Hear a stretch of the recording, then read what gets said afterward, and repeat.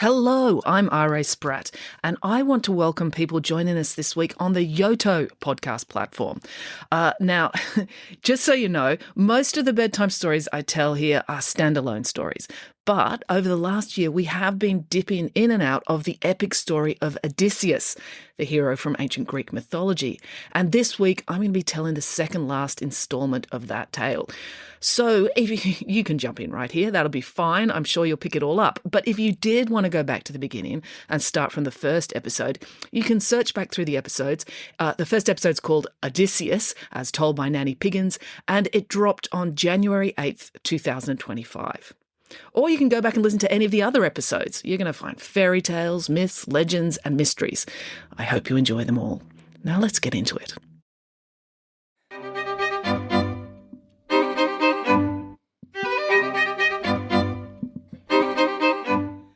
Hello and welcome to Bedtime Stories with me, R.A. Spratt.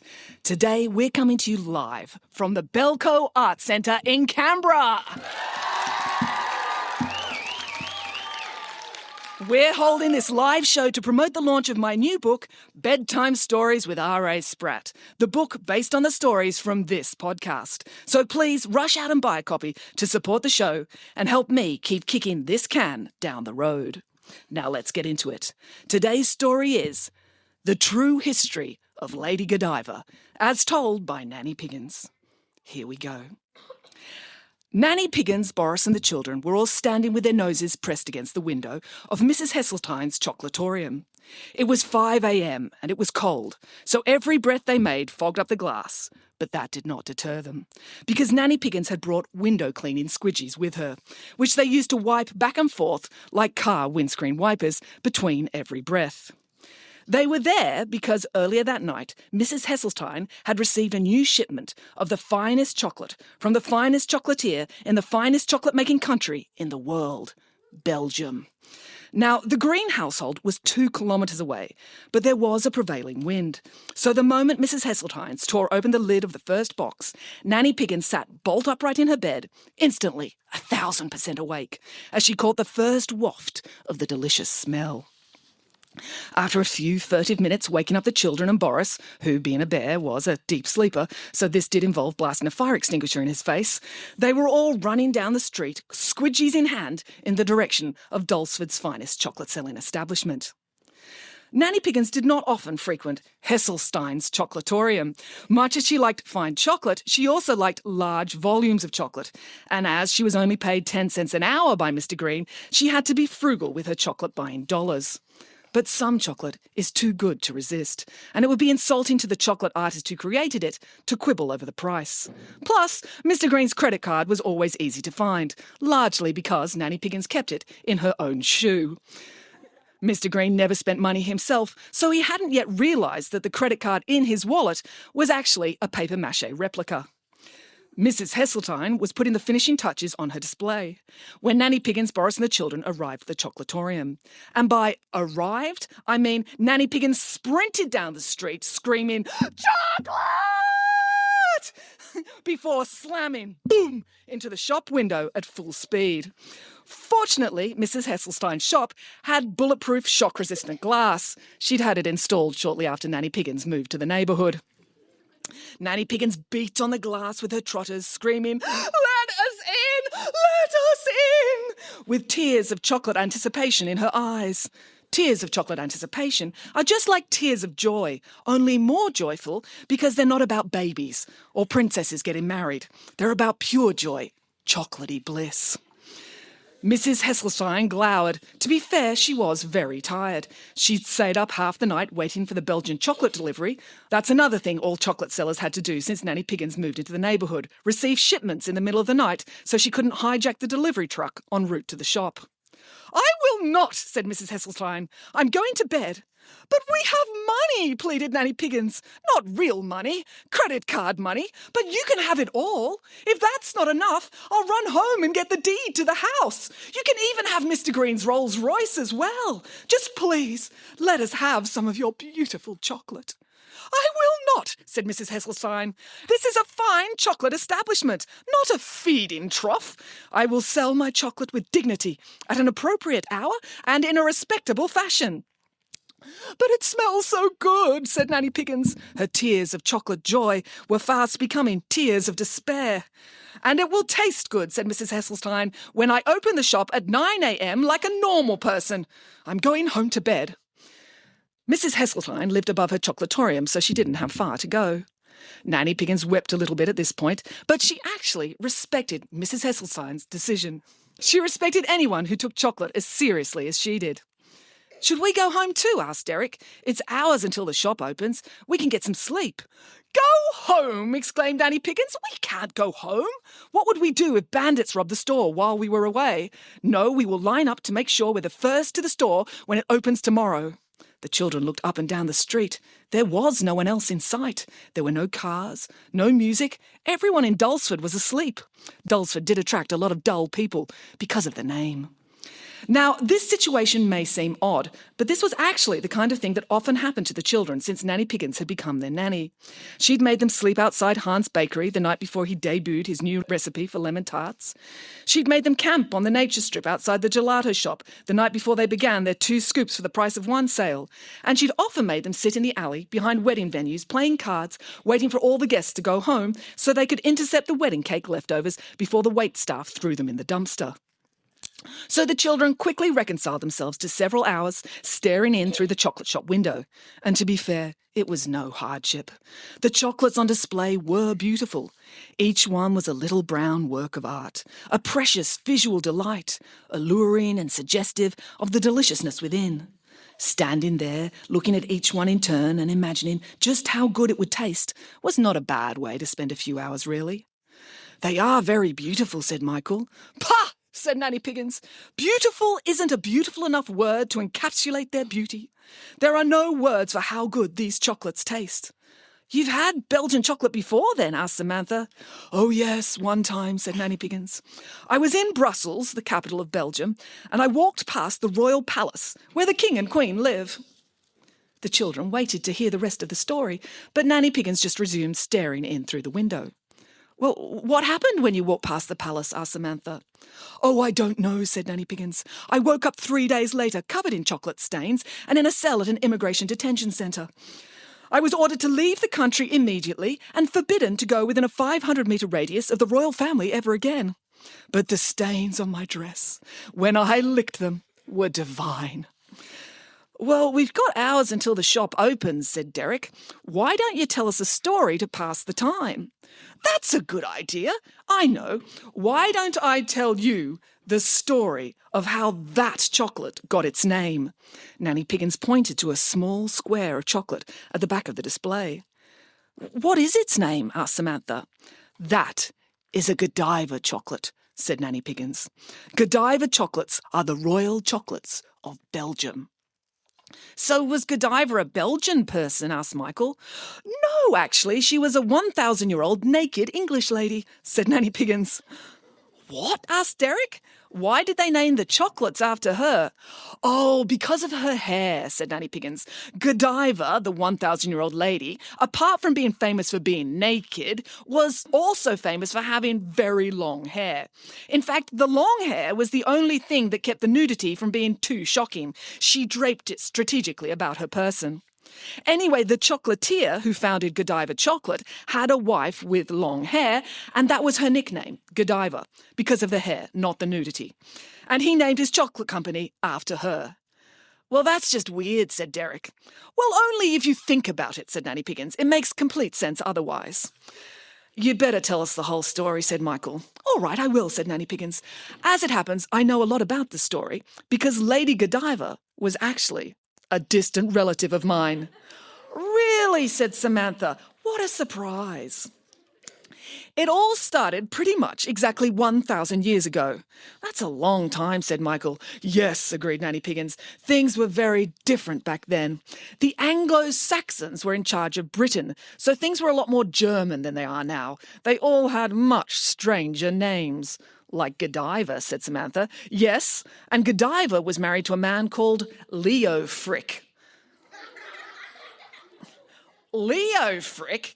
Gosh, he must have been bullied at school, said Michael. Indeed. Anyway, Leo Frick was an earl, and he was in charge of the whole entire middle bit of Britain. So he was a super important and super powerful man. You mean like a king? Asked Derek. Yes, only kings don't usually do anything themselves. They just make other people do things for them, said Nanny Piggins. Like earls. Leo Frick was an earl, and he actually had to manage all the land and all the people in the land he controlled. It was a big responsibility. Godiva didn't see much of him during the day because he was always off doing important earl things, checking on harvests, collecting taxes, hanging out with his bestie, the king, that sort of thing. But Godiva kept busy too. She was a Piggins after all, and like all Pigginses, she had her own unique, unparalleled talent. Something she was better at than any other person or any other pig in the entire world. What was it? Asked Michael. Being good, said Nanny Piggins. Yeah, but what was she good at being good at? Asked Michael. Goodness, said Nanny Piggins. That was what she was good at, goodness. Oh, for goodness sake, said Samantha. Exactly, said Nanny Piggins. Godiva was a pillar of the community, a thoroughly well-meaning pig. She spent all her time doing good works and helping charities. Well, how did she help them? Asked Derek. Well, I presume she said lots of supportive things like, jolly good show and keep up the good work, said Nanny Piggins. But she also gave them buckets of money, sometimes literally in buckets. And sometimes she just gave them her own jewellery. What? Said Michael. Well, you've got to understand, Godiva was a Piggins, so she was staggeringly beautiful and charming. So much so that her husband was deranged with love for her. He was constantly giving her jewellery, and she always said, thank you, then promptly re-gifted it to the charity of her choice. Well, didn't he notice? Asked Derek. Oh, Derek, said Nanny Piggins, you're still young. You don't realise yet the power a truly beautiful woman can have over the mind of a man. My dear Aunt Godiva was so good-looking. She could sell off the entire castle while the Earl was standing in it, and he wouldn't notice so long as he was looking at her. Wow, that's good looking, said Derek. Yes, said Nanny Piggins. But what did you expect? We're sitting here telling her story 1,000 years after she lived. That takes next-level prettiness. So anyway, Leo Frick was managing the earldom, Godiva was managing the charities, and everything was going along tickety-boo. Or so they thought, until one day. Godiva had just been in Coventry Cathedral giving the bishop a wad of cash so he could get the roof fixed, when she stepped out into the marketplace. It was market day, so all the townspeople were milling about doing their shopping, when Godiva heard two farmers talking about her husband. "Ah, the Earl must like poor people," said the farmer. Godiva smiled. She liked to hear her husband being praised. "He must like poor people because he makes so many of them." All the townspeople burst out laughing at this tremendous joke. But Godiva didn't understand. How do you make poor people? You can't build them in a factory. Apart from anything else, this was the early thousands. Factories hadn't been invented yet. "What do you mean?" demanded Godiva. The townspeople were shocked to see the most noble and important and beautiful lady in all of Middle England standing right there. They were frightened. Godiva gave so much money to the church, they assumed she was besties with God. So they were worried they might get struck with lightning for upsetting her. "Oh, no disrespect meant, your most worshipful ladyship," said the man, practically bent double as he bowed at her feet. "We're sure your most respected and honoured husband only taxes us excessively because we are poor, stinky peasants who deserve no better." "He taxes you excessively?" asked Godiva. "Oh, it's no more than we deserve," said another farmer. "We don't all need to feed all our children. That would be greedy. We shouldn't expect as much. And all the children don't need to wear clothes and shoes. They can take turns, 1 day a week each." "What are these taxes of which you speak?" asked Godiva. "Well, there's a wheat tax." "Oh, yes, I've heard of that one," said Godiva. "Also, there's a window tax." "Really?" said Godiva. "An ale tax, a barley tax, a sheep tax, a butter tax, a milk tax, a horse tax, a wheel tax, and a manure tax." "He taxes manure?" asked Godiva. "Oh, only horse manure," said the farmer. "There's a levy on cow manure." "But isn't levy just another word for tax?" asked Godiva. "Oh, ma'am, I wouldn't know. I never went to school. My parents couldn't afford the learning tax." Well, I suppose horse and cow manure is disgusting, so if the tax is used to pay to clean the streets, well, that's a good thing, isn't it? Said Godiva. Oh, yes, agreed the townspeople, but then there's also the chocolate tax, the cake tax, and the chocolate cake tax. He's taxing chocolate? And cake and chocolate cake? Exclaimed Godiva. Well, that is a bridge too far. Some things are too important, too beautiful, and too sacred to be taxed. It would be like taxing the air we breathe, only worse, because chocolate tastes so much better than air. I shall speak to my husband about this. Oh, dear ma'am, don't do that, said the farmer. We don't want you to get in trouble with the Earl. Me? In trouble with the Earl? Ha! Said Godiva. It is he who should be worried about the trouble he's about to get in with me. That night, when the Earl came home after hanging out with his BFF, the King, Godiva was up waiting for him. She gave him a piece of her mind. She railed, she ranted, she reasoned using graphs and statistics. She even wrestled him to the ground and gave him a nipple cripple. The townsfolk passing by the castle could hear her yelling, the screaming, the commotion going on late into the night. But Leofric would not budge. He said he couldn't lift the taxes. The king demanded the funds, and he couldn't refuse the king. It would be humiliating, embarrassing. He'd be laughed at by all the other earls. Now, Godiva did love her husband, but she had a true heart. She had to fight for what was right. She would not let the issue rest. Every night she argued and harangued Leofric about his cruel chocolate taxes. When the townspeople saw Godiva in the street, day by day she became a changed pig. She grew big bags under her eyes from all the late nights of tellings off, and she would stare at the ground as she wandered the streets, thinking up really cutting arguments to say to her husband that night. Finally, on the 30th night of arguing, as Godiva was telling Leofric that he should not care what the king thought, he shouldn't care about being embarrassed, he should only care about the welfare of his people, Leofric snapped. You say I shouldn't be embarrassed, declared Leofric, but you would never embarrass yourself for this cause. I would, said Godiva. Ha, said Leofric. Then I'll tell you what. I'll lift all the chocolate and cake taxes if you ride all the way down the high street of Coventry completely stark naked. Fine, said Godiva. When do you want me to do it? Leofric did not believe her. He thought she was bluffing, so he said, At 12 noon tomorrow, when the sun is highest. It's market day, so the high street will be crowded with all the citizens of Coventry. Fine, said Godiva. 12 noon tomorrow, I'll take off all my clothes and go for a ride. And at 1 o'clock, you'll write a letter to the king and explain that you've cancelled all your silly taxes. Fine, said Leofric. Fine, said Godiva. Fine, said Leofric. Fine, said Godiva. Fine, said Leofric. Fine, said Godiva, each backing away, not wanting to be the first to blink. As soon as she got out of the room, Godiva realised she was in a dreadful pickle. She didn't want to ride naked through the streets of Coventry on horseback. She got saddle sore when she was wearing clothes. Riding around in the nude would not be comfortable at all.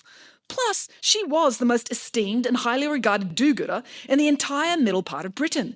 It would seriously dent her dignity if everyone saw her naked. She didn't know what to do. Godiva lay awake all night worrying. But as the sun began to rise above the horizon, she had an idea. Before Leofric awoke, she leapt out of bed and ran down into the town. Hours later, when the Earl got up, he met his wife at breakfast. She was tucking into a hearty meal as if nothing had happened. Leofric was relieved. He decided to do the same and let the matter drop. So, what are you up to today, my dear? Asked the Earl jovially. Well, I'm going to answer some correspondence, prune the roses, then ride naked down the length of the high street, said Godiva. What? Said the Earl. You can't be serious. You can cry off now. I know you'll never go through with it. Really? Well, we'll soon see how wrong you are, said Godiva. At 11:55, she strode out to the stables. The Earl followed her. You can stop this charade now, you know, said the Earl. You've argued your case. You don't need to keep up the pretense. Will you lift the chocolate tax, the cake tax, and the chocolate cake tax? She asked. Of course not, said the Earl. I would never embarrass myself in front of the king. Fine, then I'll embarrass myself in front of all our people, said Godiva, with which she stripped off her clothes. Godiva, what are you doing? Said the Earl. Fulfilling our bargain, said Godiva. Oh, you're not actually going to do it, are you? Cried the Earl. Of course I am, said Godiva. Giddy up, she said to the horse as it trotted forward. It doesn't count if you do it at a gallop, said the Earl. Fine, said Godiva, pulling on the reins and slowing the horse to a walk. She passed out through the castle gate and onto the cobblestones of the high street. The Earl clenched his eyes shut. He wished he could shut his ears too. Despite all the arguing, he loved his wife. He didn't want to see or hear her being laughed at by the townsfolk. But as she rode forward, all he could hear was the clip-clop of the horse's hooves on the cobblestones. He opened his eyes. He realised there were no townspeople in the streets. It didn't make sense. It was high noon on market day. The streets should have been bustling. But all the town people were in their houses. You see, early that morning, Godiva had gone into town and explained her predicament to the townspeople. They were all so grateful for her efforts. They promised to stay in with all their windows and all their doors locked, so they would get their taxes lifted, but her dignity could be preserved. Leofric watched his wife ride stark naked, with nothing to protect her dignity except her long hair, as she rode the full length of the high street and back again. You tricked me, he said. I did not trick you, said Godiva. I outsmarted you. There's a difference. The townspeople knew I was fighting a great chocolate injustice on their behalf, and they readily agreed to aid me. I am proud of you and ashamed of myself, said the Earl. I was not brave enough to embarrass myself before the king, yet you were prepared to risk embarrassing yourself in front of a whole city. I shall lift the chocolate tax. Hooray! Yelled all the townspeople as they burst out of their houses. Godiva was still naked, so she made a run for it back into the castle.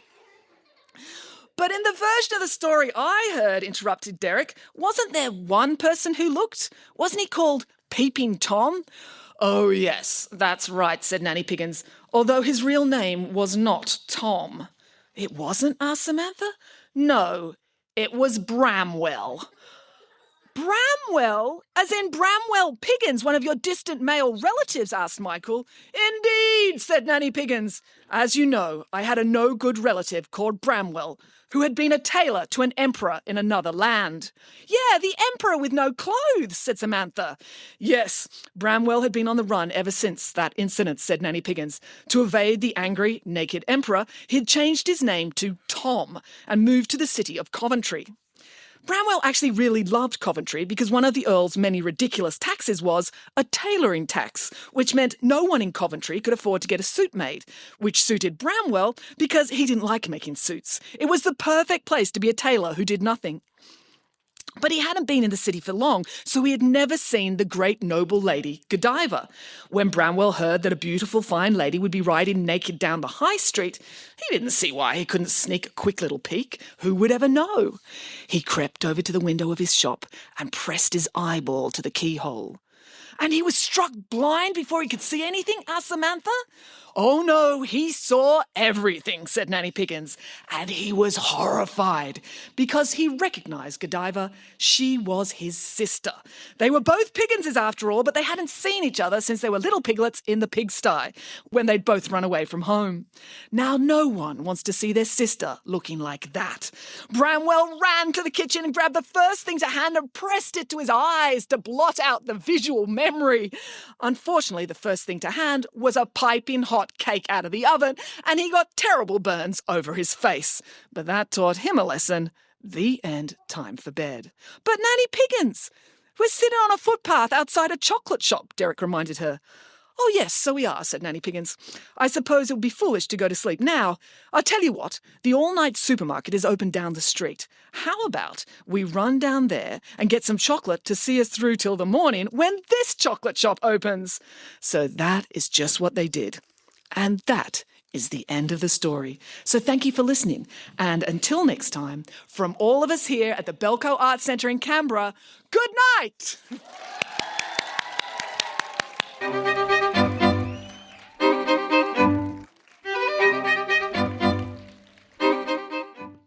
Hello. Hello, it's me again.